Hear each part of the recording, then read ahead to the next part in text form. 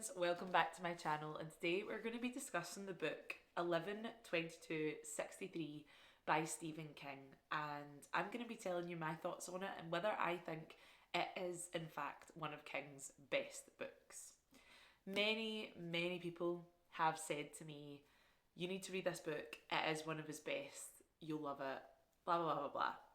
I was put off because it is over 700 pages long. It is 734 pages, or this edition is, to be exact. And in my opinion, that is a very long book and it's a bit of a time commitment. And if I don't like it, I'm going to feel like I've wasted my time. I was put off.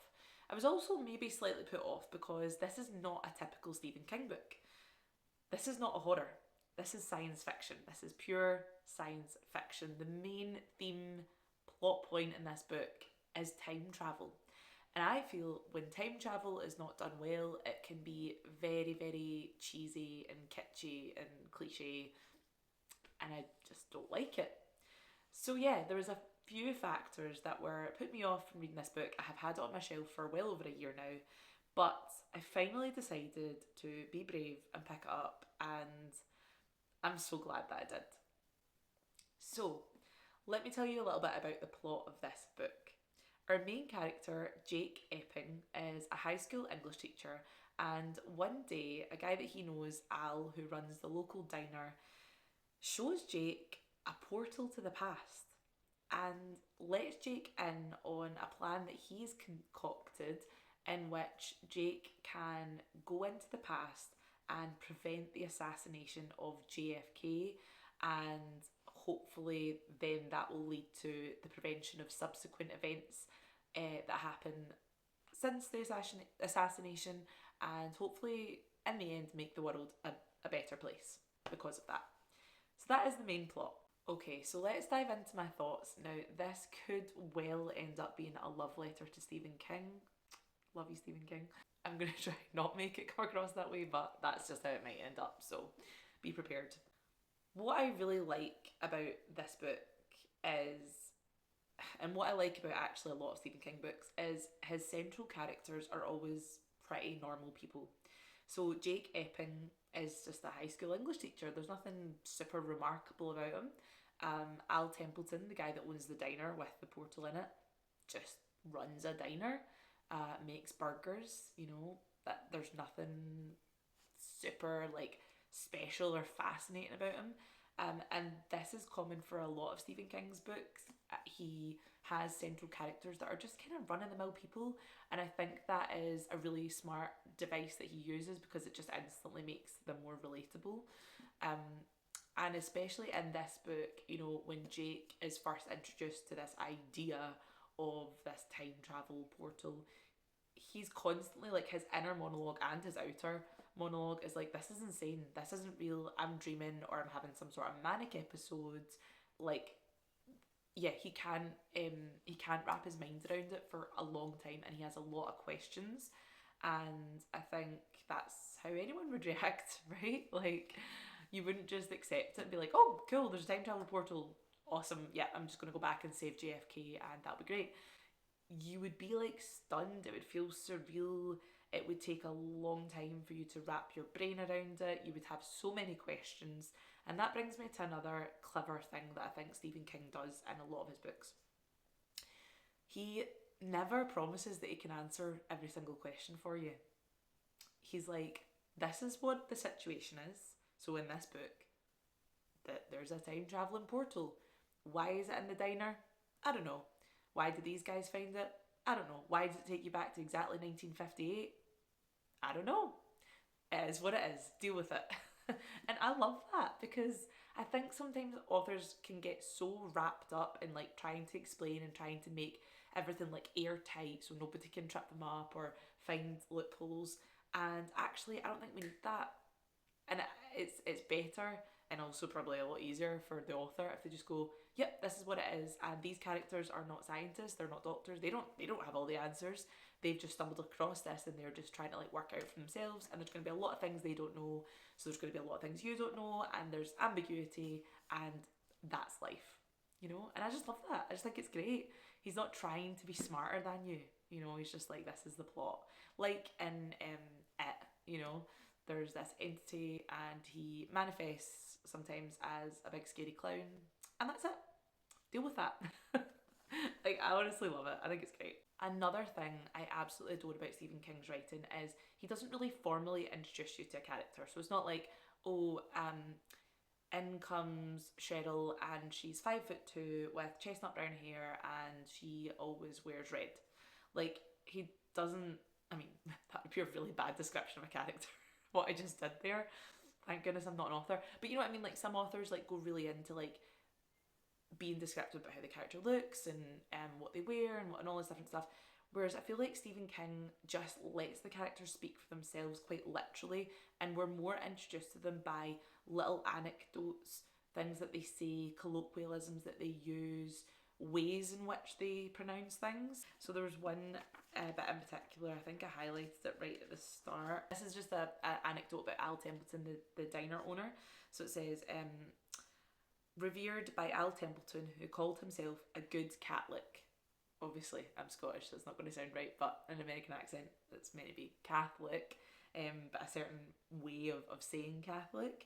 And I just like that because it's like, well, I can immediately hear that character, how he pronounces that word in my head, and therefore I kind of know what type of guy he is, like just from that one little anecdote. I think King's so clever with the way he does things like that.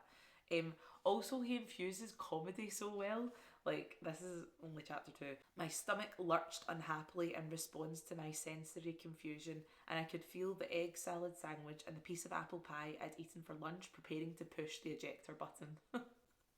Like, it's so stupid, but it's funny. Like, he always does that. He can be writing about something so deep or so mysterious and otherworldly, but then he'll like infuse this little bit of real humanity and comedy, and I just think that's what I honestly think that is one of his greatest secrets of writing. He's just so good at writing about humans. Like, he really, really is. He's so good at world building. And I suppose that brings me on to my next point about this book is, yes, it is 734 pages. Yes, I think that is justified because he is building a whole world. He's actually kind of building two worlds, you could argue, because he's building the world that this book starts in 2011, and then the world that Jake is transported back to in 1958.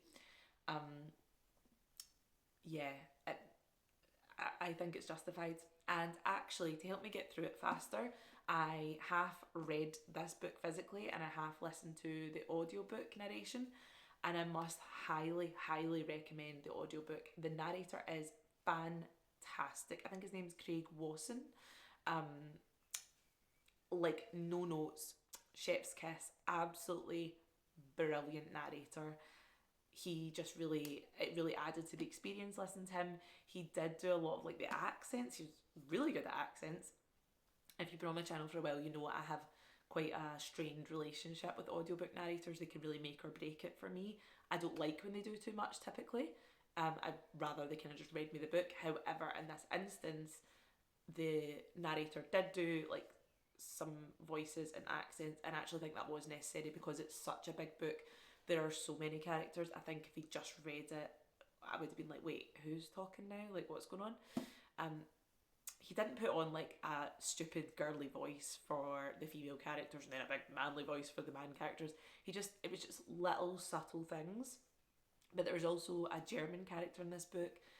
There's a Russian character in this book, and he does the accents, like, to my ear, he does them really, really well.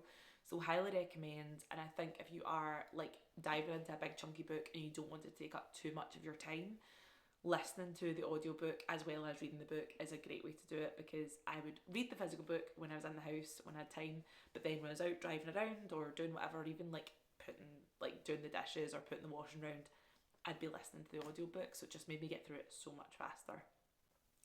So I will say there's obviously a lot of politics in this book, particularly American politics, which, I mean, I'm not American. I live in Scotland, so I'm not particularly up on American politics, especially in the 1950s, 60s. Of course, I know about the JFK assassination, but I wasn't too aware of like the repercussions and the fallout from that, and how it, well, I understand it was one of those moments that did change the world. I mean, I get that, but I don't think I really grasped like this scope of how much it changed and like maybe the knock-on effect that it had in America in particular.